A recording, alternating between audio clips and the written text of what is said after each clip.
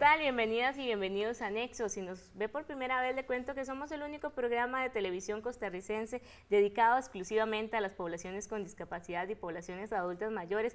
Promovemos la inclusión y nos alegra muchísimo que nos acompañe hoy. Estaremos hablando sobre la Ley de Promoción de la Autonomía Personal de Personas con Discapacidad que se acaba de promover aquí en el país, la Ley 9379, y qué implica, qué cambios traerá y cómo beneficiará a la población con discapacidad. Estaremos conversando de ese tema con Carlos Barrantes del Centro de Vida Independiente Morfo y Mariana Villarreal, asesora legal del Consejo Nacional de las Personas con Discapacidad. Muchas gracias por acompañarnos. Gracias a usted por la invitación. Para iniciar, hablemos del contexto de esta ley, ¿verdad? Porque se viene ya trabajando desde el movimiento de personas con discapacidad en la promoción de esta ley. Desde el 2009 para acá estaba el proyecto de ley y ha sido un proceso largo para que ahorita ya se pueda hablar de esta ley ya ratificada acá en Costa Rica. Sí, bueno, en realidad este es un proyecto que, como ya lo mencionó usted, se presentó desde el año 2009 y ha estado corriendo en la corriente legislativa, valga la redundancia, pero lastimosamente no había habido hasta ahora como esa coyuntura política, esa voluntad para que se llevara a fruto, ¿verdad? Y por suerte, ya a través de todo el trabajo y la incidencia hemos logrado que se vote y se apruebe esta ley, ¿verdad? Y ya sea una realidad en nuestro país, lo cual viene a beneficiar de manera increíble a la población con discapacidad y acerca aún más a Costa Rica a armonizarse con los tratados internacionales en derechos humanos, ¿verdad? Mariana, bueno, se aprueba esta ley, pero para explicarle a la gente, del proceso de aprobación al proceso de implementación, ¿verdad? Se requiere esfuerzos de instituciones, de la sociedad civil, en la vigilancia de que efectivamente esa ley se convierta en acciones que la población con discapacidad pueda ver como tangibles, ¿verdad? ¿Cuál es ese proceso una vez que ya esta ley está aprobada? ¿Qué es lo que sigue? Bueno, en primera instancia es un cambio cultural y de paradigma. Vamos a ser, somos el primer país en Iberoamérica en eliminar la figura de la curatela para pasar a un modelo de apoyos, como dice el compañero, acercándonos a armonizar la normativa con la Convención sobre los Derechos de las Personas con Discapacidad. Tal vez para informarle a la gente, esta ley de promoción de la autonomía de las personas con discapacidad lo que viene es a operativizar, a darle vida a dos artículos en particular, toman otros de la misma convención, o sea, no es un invento, no es que aquí se nos ocurrió, es cumpliendo con un deber no del Consejo Nacional de Personas con Discapacidad o del Centro Morfo, es un deber del Estado, porque ratificó la convención. En esta convención vienen muchos artículos, pero venía uno en particular, y el artículo 12 que le decía a los estados partes, elimine la figura de la curatela y cree un modelo de apoyos. Después está el artículo 19, que es el que le obligaba a los estados parte también a crear un asistente personal humano para las personas con discapacidad. Entonces, esta ley es eso lo que viene a hacer, a operativizar estos dos artículos. Y bueno, para aclarar a la gente que es la Convención de Derechos de las Personas con Discapacidad, que en nuestro país es la Ley 8661 y que se aprobó por 164 países de Naciones Unidas. Viene a cumplir de alguna manera esta nueva ley de autonomía con esos dos artículos de la Convención de Derechos Humanos que estaba mencionando Mariana. Sí, exactamente.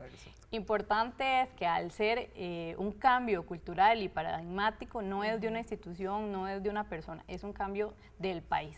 Por eso el que fue proyecto y ya es ley de la República incluye a muchos actores de instituciones, el IMAS, el INA, el CONADIS, el Poder Judicial tiene que hacer un cambio total en la visualización de la persona con discapacidad que no requiere una sustitución, sino que requiere de un apoyo. Entonces estamos ante un cambio total que ya empezamos, ¿verdad? Yo siempre explico cuando vamos a las capacitaciones y todo en el tema de discapacidad, yo soy muy sincera, ¿verdad? Estamos luchando contra 2000 y resto de años, pero este país, Costa Rica, es el primero que tiene la herramienta para empezar ese cambio, ¿verdad? Que ya la institución ha venido trabajando desde su creación. Y después el cambio que tuvo con la ley 7600, ¿verdad? De un modelo más de derechos, de visualización de la persona como persona con discapacidad, no como un objeto de protección en el mejor de los casos, ¿verdad? De sobreprotección en el mejor de los casos o de lástima o de miedo. Entonces este cambio lo hemos venido trabajando y ahora tenemos un instrumento jurídico que establece y le obliga al resto de instancias institucionales y también a las familias a visualizar la discapacidad desde otra perspectiva de derechos humanos. Entonces, todo esto lo digo de que no es una cosa que va a pasar de hoy para mañana, pero ya tenemos la herramienta para empezar. Para hacerlo. Carlos, ¿qué podríamos definir como autonomía de una persona con discapacidad? ¿Cuándo es una persona con discapacidad autónoma? Bueno, cuando hablamos de autonomía, hablamos de la capacidad que tiene la persona de tomar sus propias decisiones y ejercerlas, digamos, llevar su vida como lo decida, por decirlo así. O sea, alguna gente diría es que las personas con discapacidad quieren hacer lo que les da la gana, si hablamos en costumbrismos, ¿verdad? Pero no, es simplemente la capacidad que yo tengo de decidir cómo quiero vivir, hacer mi propio proyecto de vida y que se me respete y que se me den las herramientas para que yo pueda ejercitar esa autonomía, tomar mis decisiones y poder llevarlas a cabo, ¿verdad? Entonces, cuando hablamos de figuras como, por ejemplo, la eliminación de la curatela, la creación de un garante para la toma de decisiones, la creación de un asistente personal, son simples herramientas humanas que me van a permitir a mí como persona con discapacidad tener una vida como cualquier otra persona, contribuir socialmente y ser un ciudadano más, ¿verdad? No como se ha venido históricamente vulnerando a la población con discapacidad, cuando son personas que las tienen en las casas, no tienen acceso a la educación, y todo esto, digamos, el ejercicio de esa autonomía y que tengan las herramientas va a permitir que más personas, por ejemplo, puedan acceder a los centros educativos, puedan, obviamente, al tener mejor educación, acceder al trabajo, y no solamente eso, sino a desarrollarse como personas, ¿verdad? Que no es algo que existe en la normativa, pero sin embargo no se ha logrado implementar como debe ser hasta el momento, y esta ley viene a propiciar esto. Así es, iremos hablando de este tema durante el resto del programa para hablar también de a nivel operativo qué implica, ¿verdad? No solo el cambio que tenemos que hacer como sociedad, como institucionalidad costarricense, sino también, bueno, cómo se hace tangible para las personas con discapacidad de esta serie de servicios. Así que quédese con nosotros, que cuando volvamos de esta pausa también tenemos más información sobre esta ley de autonomía para que usted se informe. Ahora preste la atención a la palabra en lengua de señas costarricense que le presentamos y ya regresamos. Papá.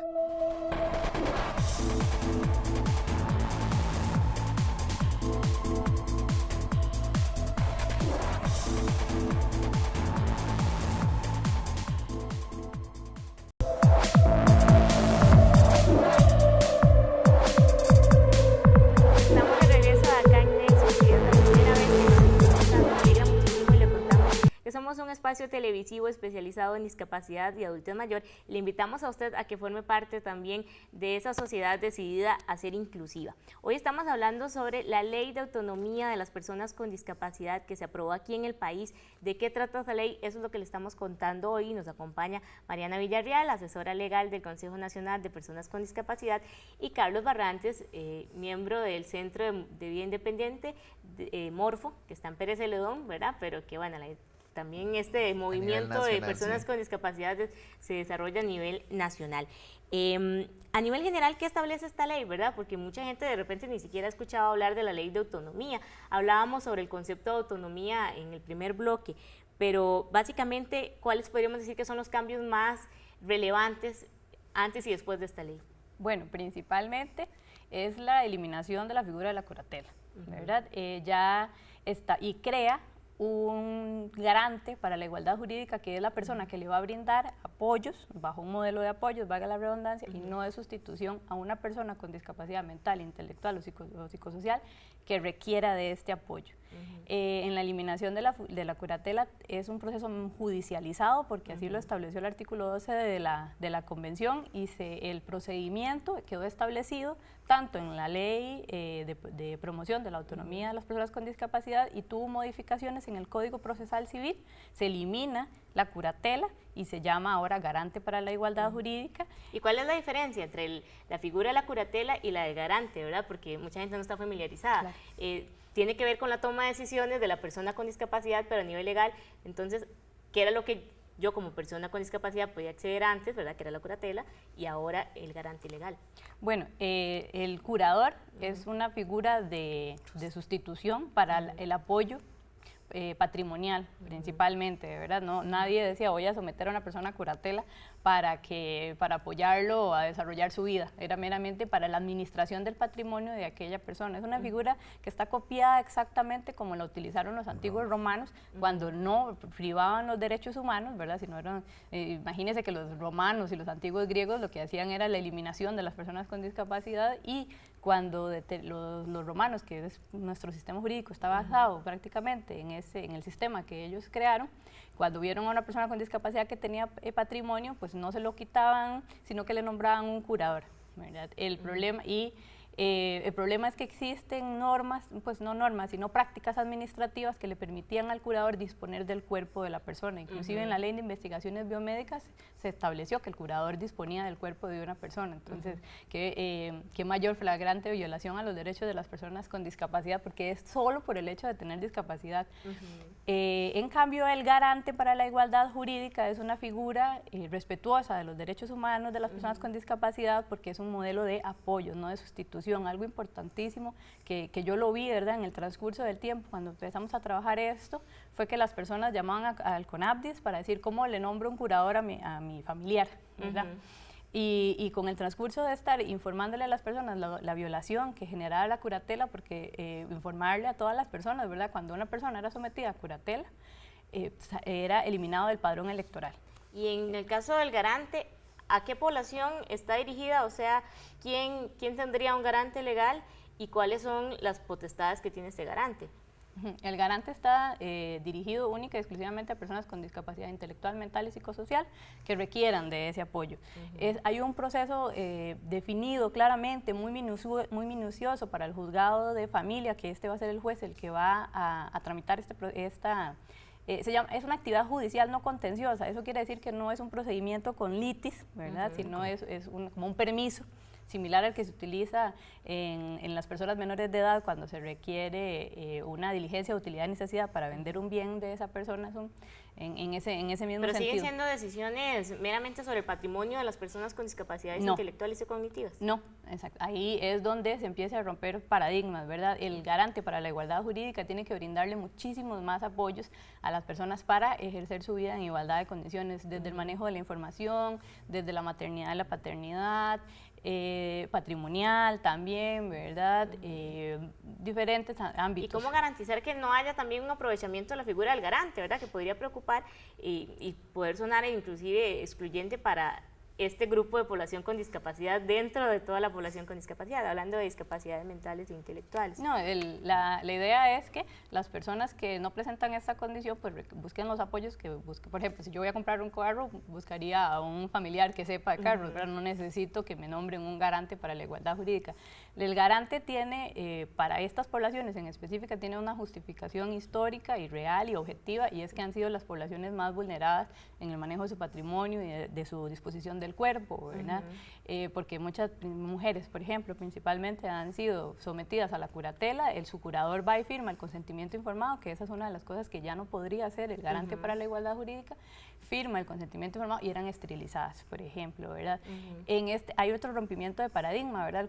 El juez, había jueces muy diligentes que sí revisaban la curatela, otros no podían, otros no sabían, yo conocí jueces que no sabían que se mandaba el mandamiento al registro, al padrón electoral, y la persona se eliminaba del padrón electoral. Entonces aquí establecemos la obligación, o se estableció en la ley, la obligación de que la curatela se revisa en cualquier momento a solicitud de la persona, ¿verdad? O de quien le brinde el apoyo, y tendrá que revisarla cada 5 años, ¿verdad?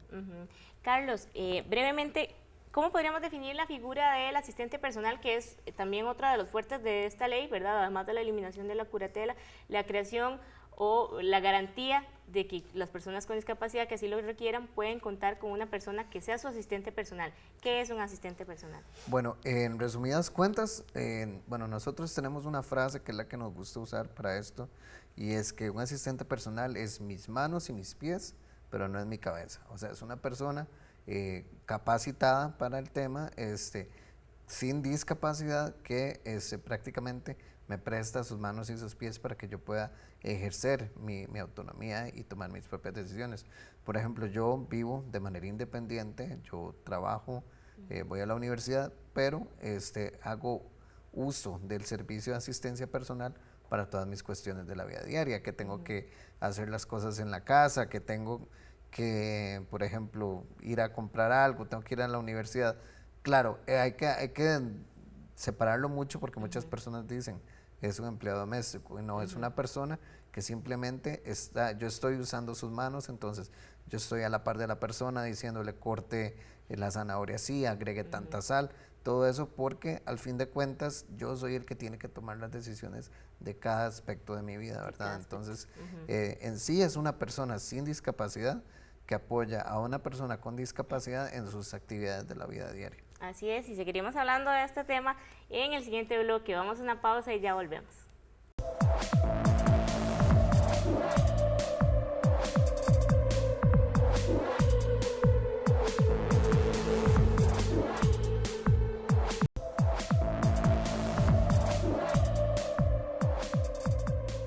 Gracias por acompañarnos en una sección más de la Agenda Inclusiva.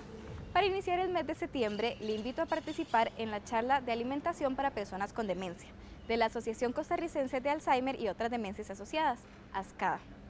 Esta charla está dirigida a familiares y cuidadores de personas con demencia o Alzheimer y se llevará a cabo el miércoles 7 de septiembre a las 4 p.m. en el Hotel Ambassador en Paseo Colón. Esta charla tiene un costo de 2.000 colones y para mayor información usted puede comunicarse al número 2273-4213.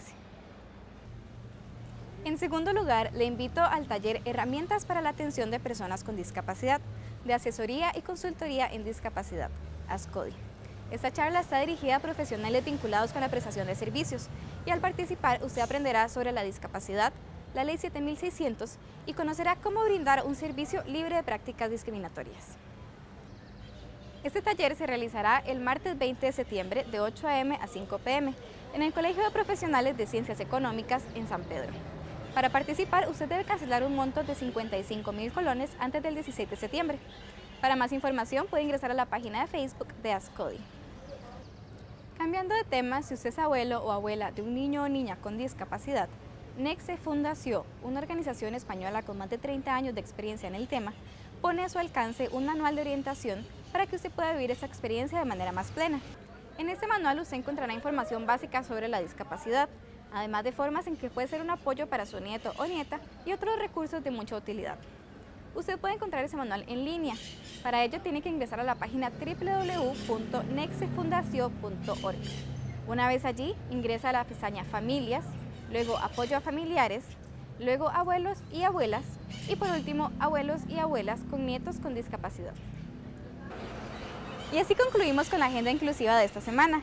Recuerde que usted puede enviarnos sus actividades inclusivas al correo nexostv@gmail.com para que sean incluidas en el programa.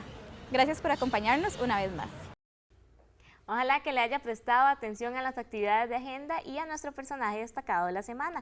Continuamos con nuestro tema de fondo, que es la Ley de Promoción de la Autonomía Personal de las Personas con Discapacidad, que recientemente se aprobó en el país, y le estamos contando de qué trata y cómo va a beneficiar a la población con discapacidad. Mariana y Carlos nos han venido apoyando en este tema. Para concluir, ¿qué instituciones están vinculadas en la ejecución de esta ley, verdad? Porque a veces creemos que entonces población con discapacidad, sus derechos solo le conciernen a las personas con discapacidad, su familia quizá, y las instituciones que meramente fueron creadas para el abordaje o la atención de estas personas. ¿Qué tanto esta nueva ley viene a romper ese paradigma y a involucrar a todas las instituciones del país? De hecho, así fue, y así fue pensada y así nació. Para operativizar el asistente personal están incluidas el CONAPDIS, que crea una unidad de vida independiente y de autonomía personal. Tiene la característica de que inclusive tiene dinero para formar esta unidad. Pero los asistentes personales no van a ser certificados por nosotros, porque nosotros no tenemos esa competencia ni ese expertise, lo tiene el INA, entonces el INA lo va a hacer.